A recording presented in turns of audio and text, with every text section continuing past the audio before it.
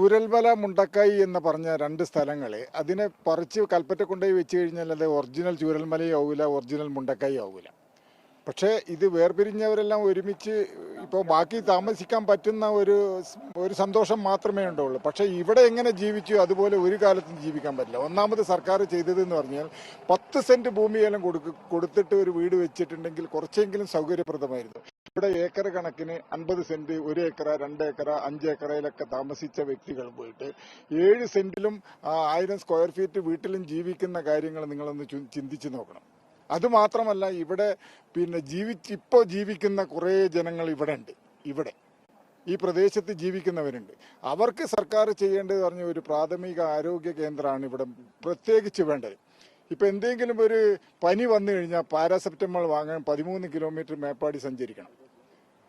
രാത്രികാലങ്ങളിൽ എന്തെങ്കിലും അപകടം സംഭവിച്ചു കഴിഞ്ഞാൽ ഏതെങ്കിലും വണ്ടികളില്ല ഇവിടെ. ഒന്നാമത് ബസ് 7 മണി കഴിഞ്ഞാൽ പിന്നെ ബസ്സില്ല.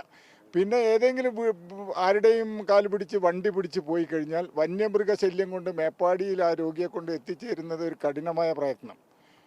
രണ്ടാമത്തത്, ഇവിടെ ഉള്ള ഒരു സ്കൂൾ ഉണ്ടായിരുന്നു. ഞങ്ങളൊക്കെ പഠിച്ചിരുന്ന 1960 കാലഘട്ടങ്ങളിലൊക്കെ ഇവിടെ LP സ്കൂൾ അട്ടമലയിലുണ്ടായിരുന്നു.